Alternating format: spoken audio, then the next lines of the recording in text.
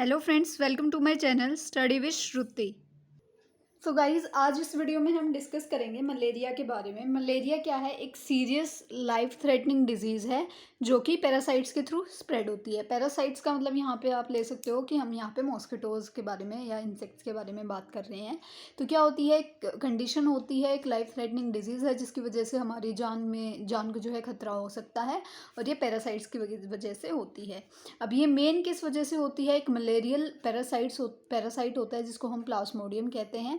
और अब प्लाज्मोडियम किस में प्रेजेंट होता है? जो हमारी फीमेल मस्किटो होती है, दैट इज़ एनोफ्लीज मस्किटो, उसके अंदर क्या है, हमारा जो प्लाज्मोडियम है वो प्रेजेंट होता है। मतलब जो हमारी ये मॉस्किटोज़ है, फीमेल एनोफ्लीज मॉस्किटोज़, ये क्या होती हैं, कैरी करती हैं हमारे ये पैरासाइट जिसका नाम है मलेरियल पैरासाइट या फिर प्लाज्मोडियम। ठीक है, उसके बाद हम बात करते हैं फर्दर इसके टाइप्स की कि मलेरिया के कितने टाइप्स हैं। तो मलेरिया के 5 टाइप्स हैं। पहला होता है प्लाज्मोडियम फिल्मीपेरम। जो प्लाज्मोडियम फैल्सीपेरम है, इसकी अगर हम बात करें तो जो मेजरली डेथ्स होती हैं हमारी मलेरिया की वजह से ग्लोबली, वो सारी किसकी वजह से होती हैं? हमारी जो प्लाज्मोडियम फैल्सीपेरम है इसकी वजह से होती हैं। उसके अलावा ये जो है प्रिविलेंट, अगर हम इसकी बात करें तो ये जो सब सहारन अफ्रीका है वहाँ पे ये स्पीसीज़ जो है मिलती है। उसके बाद हम बात करेंगे प्लाज्मोडियम वाइवेक्स की। तो जो प्लाज्मोडियम वाइवेक्स है ये सेकंड जो है सिग्निफिकेंट स्पीसीज़ है मलेरिया की, और ये प्रिविलेंट है जो हमारा सदर्न ईस्ट पार्ट है, ठीक है, साउथ ईस्ट एशिया जो है उधर मिलता है। उसके अलावा लेटिन फॉर्म में अगर हम बात करते हैं तो ये अमेरिका वगैरह में भी देखने को मिलता है।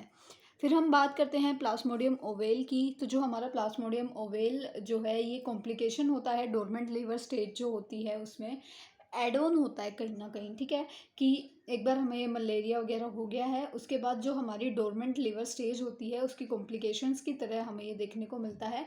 उसके अलावा क्या हो सकता है, ये रीएक्टिवेट हो सकता है अब्सेंस ऑफ मस्किटो बाइट, यानी कि अगर मस्किटो बाइट नहीं भी होती है तो उसके बिना भी ये क्या है, बार बार रीअकर जो है हो सकता है। उसके बाद आता है प्लाज्मोडियम मलेरिया। ठीक है, ये क्या होता है, ये जब होता है जब एक स्मॉल परसेंटेज ऑफ इन्फेक्शन जो है वो प्रेजेंट होता है, और ये रिप्रेजेंट भी करता है एक स्मॉल नंबर ऑफ इन्फेक्शन को। उसके बाद हम बात करते हैं प्लाज्मोडियम नोवेल्सी की। तो जो प्लाज्मोडियम नोवेल्सी है ये एक स्पीसीज़ है जो इंसेक्ट्स के जो पिरामिड्स वगैरह हैं उनमें जो है देखने को मिलती है। मतलब ये जो पिरामिड्स होते हैं इंसेक्ट्स के अंदर, इंसेक्ट्स पिरामिड्स जिनको हम कहते हैं, उनकी स्पीसीज़ जो है ये होती है। उसके बाद हम बात करेंगे इसके एटियोलॉजी की, या फिर हम इसको कोजेज़ कह सकते हैं। तो यहाँ पे अगर हम एजेंट की बात करें तो एजेंट हमें पता चल गया कि प्लाज्मोडियम है। ठीक है, और कॉमनली अगर हम बात करते हैं कि वैसे तो प्लाज्मोडियम है इसका एजेंट, लेकिन अगर हम कॉमनली बात करते हैं कि इन सब में से कौन होता है, तो जो प्लाज्मोडियम वाइवेक्स है ये मोस्ट कॉमन जो है इसका एजेंट माना जाता है। ठीक है, उसके बाद होस्ट फैक्टर की अगर हम बात करते हैं तो एज और सेक्स सबसे पहले आता है उसमें। तो ये सभी एजेस को इफ़ेक्ट करता है, किसी एज के लिए ये जो है ऐसे सिग्निफिकेंट नहीं है, सभी एजेस को इफ़ेक्ट करेगा। सेक्स की बात करते हैं हम तो मेल्स जो होते हैं वो ज़्यादा प्रोन होते हैं। ठीक है, उसके बाद हम बात करते हैं सोशो इकोनॉमिक स्टेटस की। तो जिनका सोशो इकोनॉमिक स्टेटस बहुत ज़्यादा लो होता है उन लोगों में ज़्यादा देखने को मिलता है, बिकॉज उनकी हाउसिंग कंडीशन जो है वो बहुत पुअर होती है।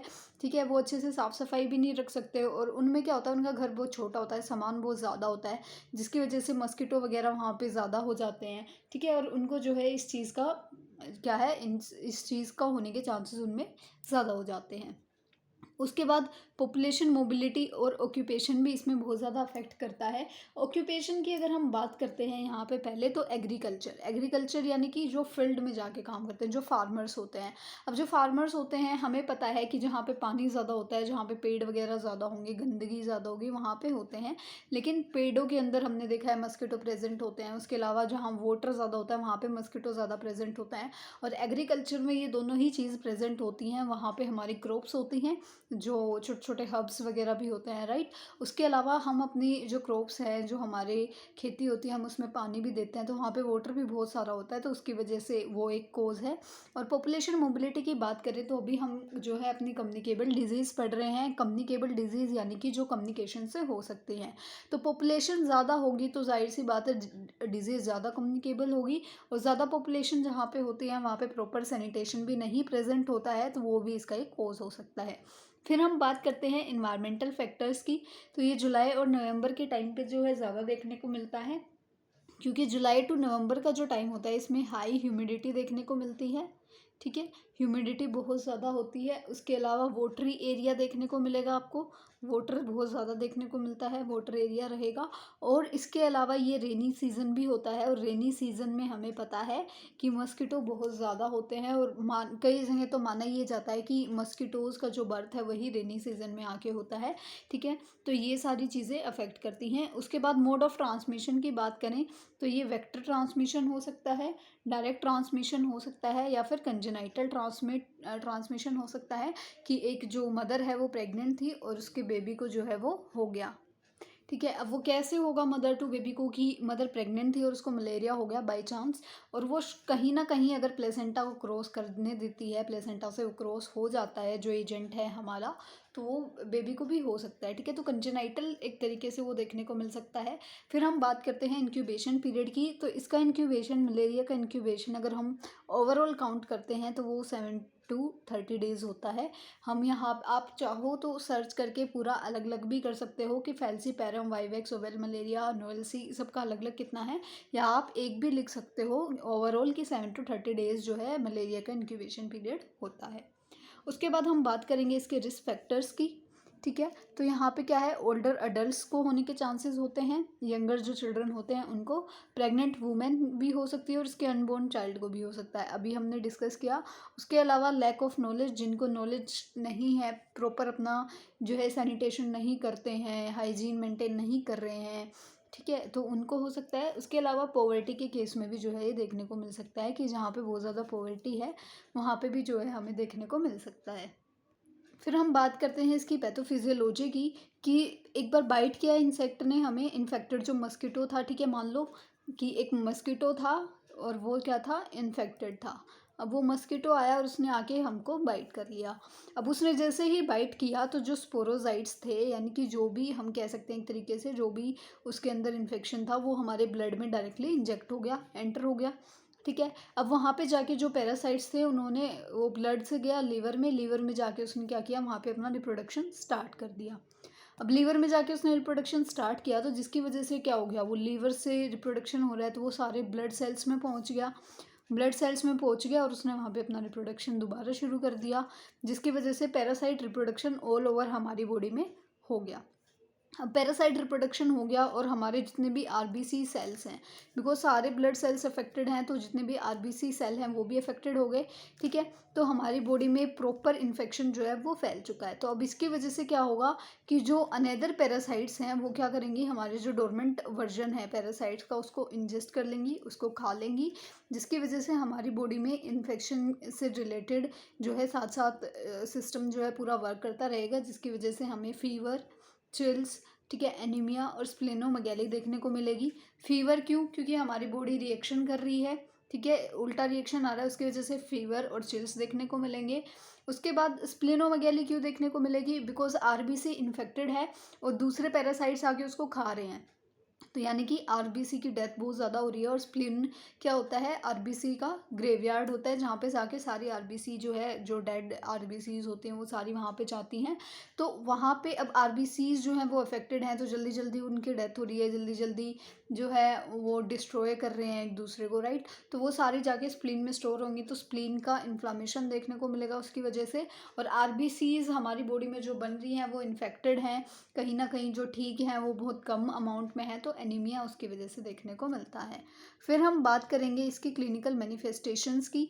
तो इसकी क्लिनिकल मैनिफेस्टेशंस या साइन एंड सिम्टम्स हम 3 स्टेजेस में पढ़ते हैं। कोल्ड स्टेज, जिसमें हमें हेडेक, नोजिया, चिली सेंसेशन देखने को मिलती है। उसके अलावा ये 1/4 आवर टू 1 आवर तक जो है ये स्टेज हमें रहती है। उसके बाद सेकेंड स्टेज आती है, that is hot stage. Hot stage में क्या होता है, पेशेंट को ऐसा बर्निंग सेंसेशन जो है वो फील होती रहती है, हेडेक रहता है, नोज़िया धीरे धीरे कम होना शुरू हो जाता है, और ये स्टेज जो है 2 to 6 आवर्स तक रेजिस्ट करती है, यानी कि 2 to 6 आवर्स तक ये स्टेज रहती है। उसके बाद नेक्स्ट स्टेज आती है, दैट इज़ स्वेटिंग स्टेज। इसमें क्या होता है, स्वेटिंग होते होते हमारा फीवर जो है वो कम होना शुरू हो जाता है, और ये स्टेज 2 to 4 आवर्स तक रहती है। फिर हम बात करते हैं इसकी डायग्नोस्टिक इवैल्यूएशंस की, यानी कि हम कैसे पता चलेगा कि यहाँ पे हमें मलेरिया हुआ है, तो हम क्या क्या टेस्ट कराएंगे। एक तो हम पेशेंट से हिस्ट्री ले सकते हैं, ठीक है, हिस्ट्री आप हर जगह मेंशन कर सकते हो। हम पेशेंट से हिस्ट्री लेंगे। अब यहाँ पे हम क्या कर सकते हैं कि आप लास्ट टाइम कहाँ गए थे, आपको मस्कीटो बाइट वगैरह हुए हैं क्या, या आप कहाँ क्या काम करते हो, ठीक है। तो ये जो भी चीज़ें हमने पढ़ी हैं वो सारी, आप कैसे रहते हो, ठीक है, ये सारी चीज़ें हम पेशेंट से हिस्ट्री में ले सकते हैं। फिर हम माइक्रोस्कोपी की बात करते हैं। हम यहाँ पे तो थिन फिल्म टेस्ट और थिक फिल्म टेस्ट जो है हम करके देखते हैं। उसके अलावा हम सीरोलॉजिकल टेस्ट करा के देख सकते हैं। उसके अलावा हम रैपिड डायग्नोस्टिक टेस्ट आरडीटी जो है करा के देखते हैं। आरडीटी क्या करता है, ये डिटेक्ट करता है जो सर्कुलेटिंग पैरासाइट एजेंट होते हैं उनके लिए, ठीक है। RDT is used to detect circulating parasite agents, ठीक है। उसके बाद हम बात करेंगे इसके मैनेजमेंट की। मैनेजमेंट में यहाँ पे हम क्लोरोक्वीन दे सकते हैं, उसके अलावा हाइड्रोक्लोरोक्वीन दे सकते हैं, एसीटी देते हैं। एसीटी यानी कि एर्टेमिसिन बेस्ड कॉम्बिनेशन थेरेपी। ये क्या होता है, ये फर्स्ट लाइन ड्रग होती है, ठीक है, फर्स्ट लाइन ड्रग होती है मलेरिया के लिए, या फिर हम फर्स्ट लाइन ट्रीटमेंट भी कह सकते हैं, first line treatment of malaria. उसके अलावा हम क्या है, मेफ्लोक्विन दे सकते हैं। आर्टिसुनेट हम उस कंडीशन में देते हैं कि जब जो हमारे सिम्टम्स हैं वो बहुत ज़्यादा हो रहे हैं, मलेरिया के सिम्टम्स बहुत ज़्यादा सीवियर आ रहे हैं, तो हम यहाँ पे पेशेंट को आर्टिसुनेट देते हैं। उसके अलावा हम पेशेंट को बोलते हैं कि वो अपना इंसेक्ट से बचाव करे, जैसे कि मस्कीटो रेप्लिवेंट्स वगैरह यूज़ करे, ठीक है। अगर उसके टेम्परेचर, पल्स, रेस्पिरेशन वगैरह हम यहाँ पे चेक कराते हैं। उसके अलावा उसको बोलते हैं कि वो एक नेट के अंदर सोए, जो हम स्लीप के लिए जो नेट यूज़ करते हैं, राइट। उसके अलावा हम उसको बोलते हैं कि प्रॉपर अब पैंट्स वियर करे, और जो लॉन्ग स्लीव्ड की शर्ट्स वगैरह होती हैं वो कैरी करें, मतलब फुल जो स्लीव्स हैं वो कब पहने, ठीक है। उसके बाद ऐसे सोर्सेज को रिडक्शन करे जहाँ की वजह से घर में जो है मस्कीटो आ रहे हैं, जैसे परफेक्ट टाइम पे विंडोज़ वगैरह बंद करना, ठीक है। ऑल आउट वगैरह जो होती है, मोर्टीन वगैरह जो होती है उनका यूज़ करना, जो हम ओडोमास वगैरह अप्लाई करते हैं मस्कीटोज़ के लिए, वो सारी चीज़ें अप्लाई करना, ठीक है।